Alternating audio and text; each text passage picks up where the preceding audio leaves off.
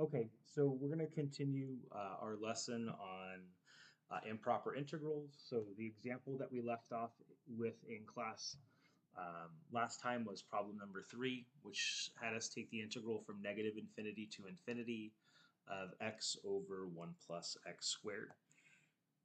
Okay, so again, for us to be able to use the first definition of the improper integrals, we have to have only one of our limits approaching either infinity or negative infinity. So we need to split this integral up in such a way for us to be able to do that. And a good splitting value for us here is going to be to split this integral at 0. So we're going to be able to write this as the integral from negative infinity to 0 of x over 1 plus x squared, which we're integrating with respect to x, plus the integral from 0 to infinity of x over 1 plus x squared, which we are integrating with respect to x. And then again, we have to rewrite both of these integrals using our limit definition. And we want to do these one at a time.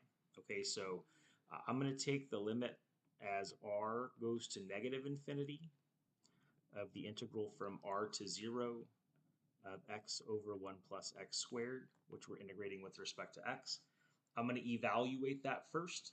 If the integral diverges, we're done. Okay, that sum is going to diverge. If it converges, then we test the second integral to see if it converges or diverges. Okay, so for us to be able to evaluate this integral, we're going to have to do a u substitution.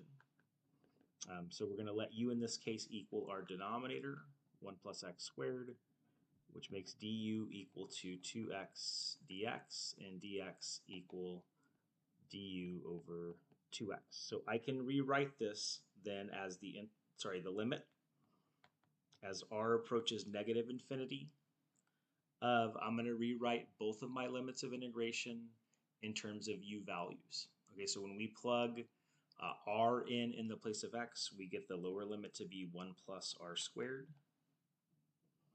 And then when we plug 0 in the place of x, we get our upper limit to be 1. Okay, and this becomes x over u. We're going to replace dx with du over 2x. And then I can go ahead and pull 1/2 out in front of this integral. So this becomes the limit as r approaches negative infinity of 1/2 times the integral from 1 plus r squared to 1 of 1 over u, which we are integrating with respect to u. Okay, so I'm just going to go ahead and take the antiderivative now. So we get the limit as r approaches negative infinity of 1/2 times the natural log of the absolute value of u, which we're going to evaluate at 1 and 1 plus r squared.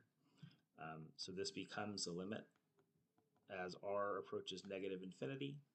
I'm going to pull 1/2 out front. The natural log of the absolute value of 1 is just the natural log of 1 minus the natural log of the absolute value of 1 plus r squared. I don't need to put that in absolute value bars because the argument 1 plus r squared is always going to be positive. Okay, so we know the natural log of 1 is 0, so that's equal to 0. And then as the argument 1 plus r squared, as r goes to negative infinity, when we square that, the argument becomes some humongous number. Okay, so this is like 1/2 times some negative humongous number, and that limit is going to go to negative infinity. Okay, which means that the integral diverges. Okay, so we don't even have to bother like evaluating that second integral. Okay, so again, if the first integral diverges, the whole thing diverges and we are done. Now, this brings me to an observation that I had a student make like whenever I first started teaching Calc AB, and he asked me, Mr. Williams, he's like, if you look at the function that you're given here, x over 1 plus x squared, that's an odd function. And if we take the integral from negative infinity to infinity of an odd function, is that integral going to be equal to 0? And if your limits of integration are finite, that is true. That integral is going to be equal to 0 because you get equal area both above and below the x-axis.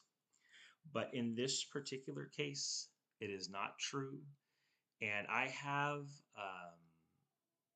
so they used to have a long time ago, whenever I first started teaching, there was this website, Ask Dr. Math, where college students would ask like a PhD professor like some questions regarding math, and they worked through these tougher, like more challenging questions. And I have posted on eCadence um, that question in particular. So somebody asked that question, and the professor of math, who is way more knowledgeable about math than I ever will be, he went over the reason as to why uh, the value of that integral is not going to be equal to 0. So it's the file called the Cauchy principal value integral.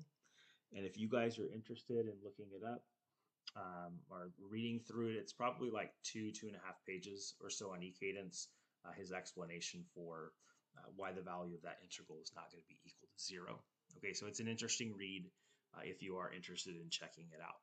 Okay, so I want to go over just a quick example, which is going to lead us into the second definition of improper integrals. Okay, and this is something that you need to be on the lookout for in the future, because you can have integrals like this arise for you that you really haven't had to pay attention to up to this point, but from this point moving forward, you will.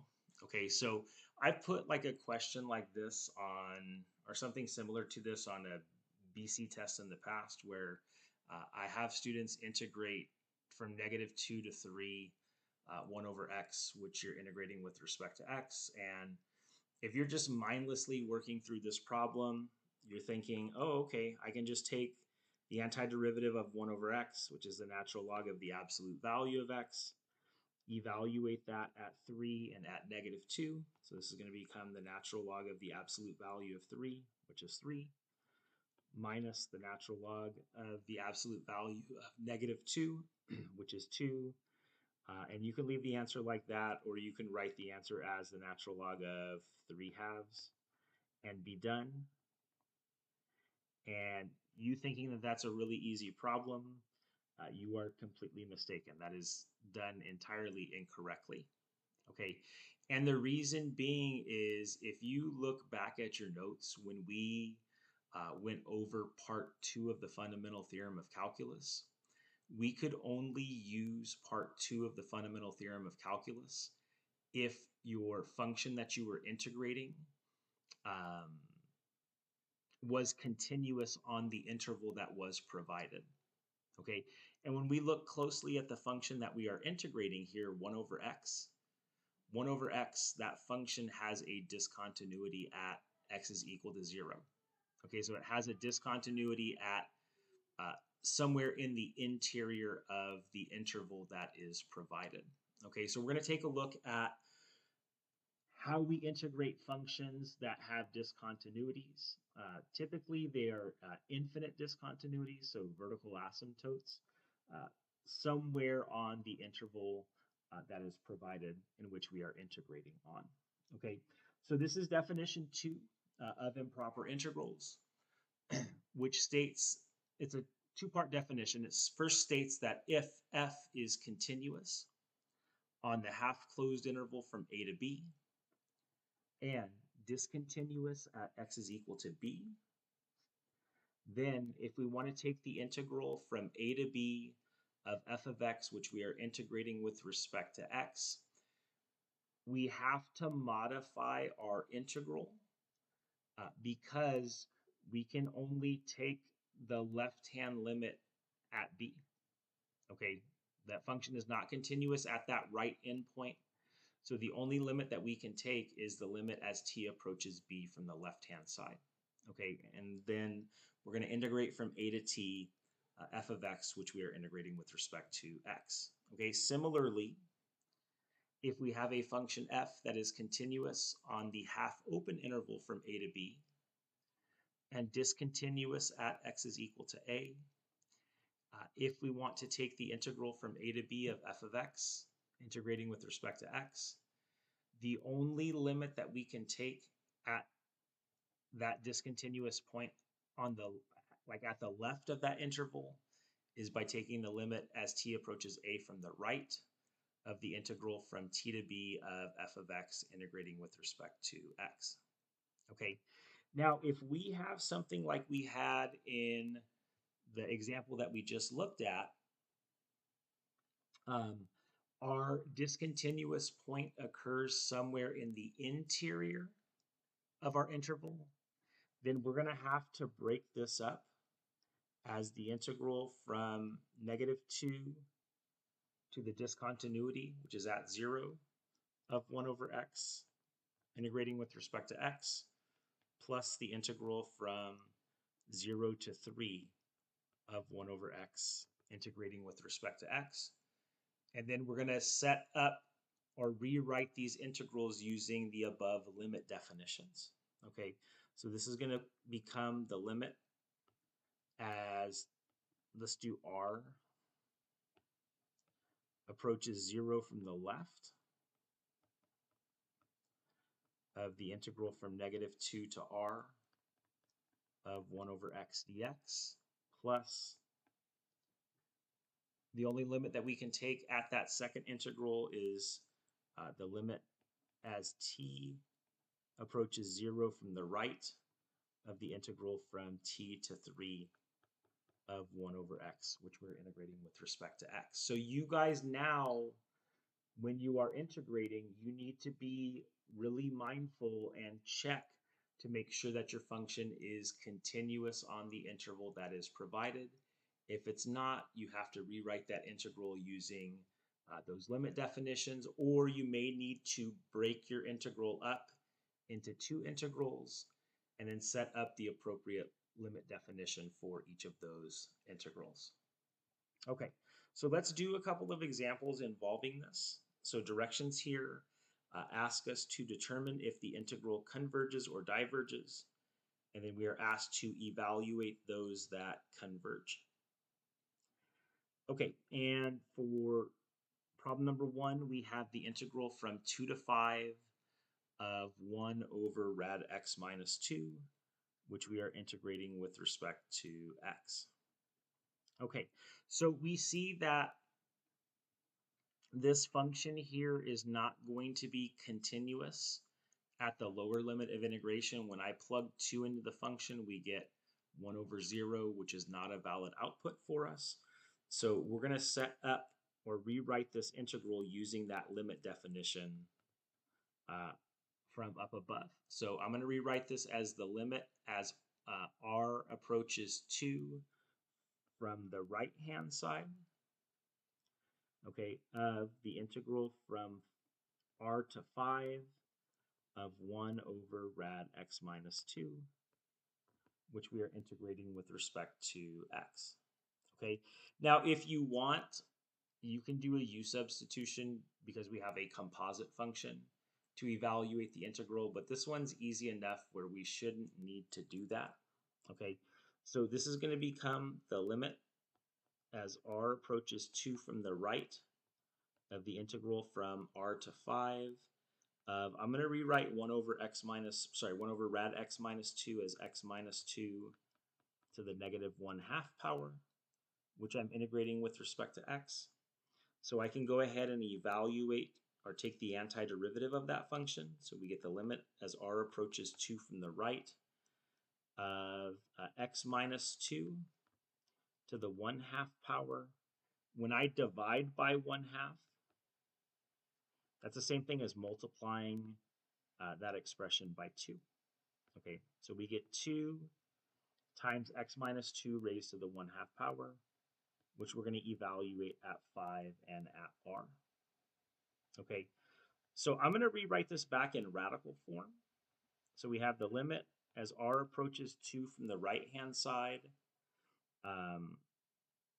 when I evaluate that antiderivative at 5, we get 2 times 5 minus 2 to the 1/2 power. So that's equivalent to 2 rad 3 minus, we get 2 times the square root of r minus 2.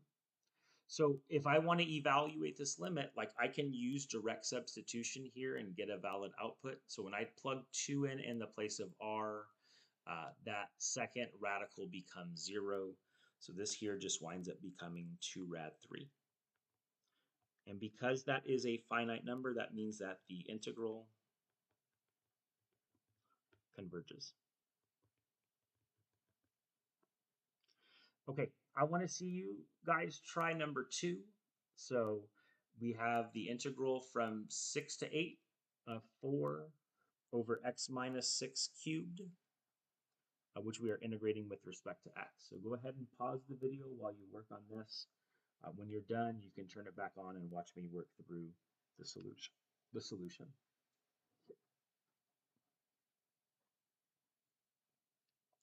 Okay, so with number 2, similar to problem number 1, we have a discontinuity at that lower limit of integration. So we're going to rewrite that integral with the limit definition. Here we're going to do the limit. Doesn't matter what variable you pick. This time I'll pick t. So the limit as t approaches 6 from the right-hand side of the integral from t to 8 of 4 over x minus 6 cubed, which we're integrating with respect to x. Again, if you want to do u substitution for this, that's fine. We can definitely evaluate this integral without using a u substitution.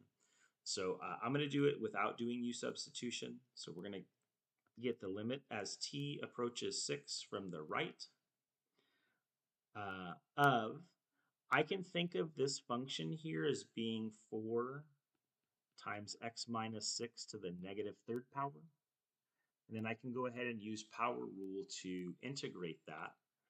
So if I pull 4 out front, antiderivative of x minus 6 to the negative 3rd power is x minus 6. We're going to add 1 to the exponent, which is negative 2, and divide by that exponent, which is negative 2.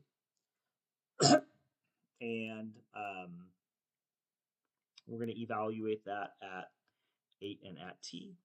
So when I simplify here, we get the limit as t approaches 6 from the right of, I'm going to go ahead and take 4 and divide it by negative 2 and pull that out front. So this is going to be negative 2 times, and then x minus 6 to the negative 2 power is 1 over x minus 6 squared. So when I evaluate that at 8, that's going to be 1 over 8 minus 6, so that's 1 over 2 squared, minus, when I evaluate at t, we get 1 over the quantity t minus 6 squared. Okay, so if we try using direct substitution, plugging 6 in for t, we get 1 over 0, which tells me a couple of things. Number one, that tells me that that function is in lowest terms. And it also tells me that we're going to have a vertical asymptote whenever I plug 6 into that function there. Okay, now because we are taking the limit as t approaches 6 from the right. Okay, number one, when we have a vertical asymptote, that is going to force our limit to go to infinity or force our limit to go to negative infinity. That's how we define a vertical asymptote in calculus. So if we pick a value slightly bigger than 6, say I pick like 6.1, when I plug 6.1 into that highlighted function, we get a positive number divided by a positive number. So because the output is positive, that means that that limit is going to go to infinity. So this is going to wind up becoming negative 2 times 1 over 2 squared is 1/4 minus, when we take the limit as t approaches 6 from the right, that is going to go to infinity. And then we have like negative 2 times 1/4, like that's insignificant as far as the limit is concerned. Negative 2 times negative infinity, that is going to go to infinity, which tells us that the integral diverges.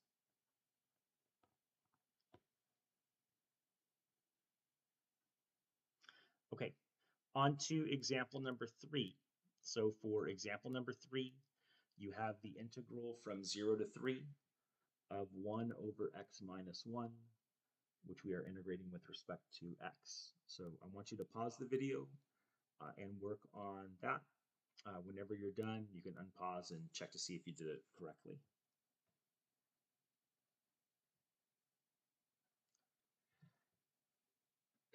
Okay, so when we look at problem number 3, if we take the integral from 0 to 3 of that function is not continuous on that interval. Okay, the discontinuity in this particular case occurs at some interior point, not at the endpoint. So it occurs at the interior point of 1. So what we're going to do then is we're going to break the integral from 0 to 3 up into the integral from 0 to 1 of 1 over x minus 1, which we're integrating with respect to x, plus the integral from 1 to 3 of 1 over x minus 1, which we're integrating with respect to x. And we are going to treat this like we treated the examples earlier on in this section. So we're going to test each one of these integrals individually. If we find that the first integral we test diverges, we're done. That sum is going to diverge. If we find the first integral converges, we test the second one. If it diverges, we're done. If it converges, we're just going to add the sum of those two integrals together. Okay, so I'm going to rewrite this first integral using the limit definition. So let's do the limit as r approaches 1. We're going to approach 1 from the left-hand side because it's going to approach like the left-hand side of that discontinuity of the integral from 0 to r of 1 over x minus 1, which we are integrating with respect to x. Okay, so we can go ahead and take the antiderivative, which is the natural log of the absolute value of x minus 1, which we're going to evaluate at r and at 0. So this is going to become the limit as r approaches 1 from the left of the natural log of the absolute value of r minus 1 minus the natural log of the absolute value of 0 minus 1, which is negative 1. But when we take the absolute value of negative 1, the argument of that function becomes 1. And we know that the natural log of 1 is 0, so that term does not matter as far as evaluating our limit is concerned. Okay, so we just need to figure out what happens to the natural log of the absolute value of r minus 1 as r approaches 1 from the left-hand side. So if we pick a value that's close to 1 but smaller than 1, let's say we pick like 0.99. So when I plug 0.99 in for r, this is going to become the natural log of the absolute value of negative 0.01, which is going to become the natural log of 0.01. Now, if we think about the graph of the natural log function, we know that the graph of the natural log function has an x-intercept at 1, 0, and it has a vertical asymptote at x is equal to 0. So as our x values get close to 0 from the right-hand side, okay, so as our x values are approaching 0 from the right-hand side, the y values or the function values are going down to negative infinity. Okay, so that's going to make that integral equal to negative infinity, which means that the integral diverges. And I don't even have to bother testing the second integral here, because if one of the integrals diverges, that sum is going to diverge. Okay, so there's going to be one more example on the last video that I post for this section. It's similar to example number 3, but that should be a good one for you guys to look at. And then that's going to wrap up section 7-8. So you guys can use the rest of the period to work on your homework assignment and review for your quiz next week. Okay, take care. Have a nice weekend.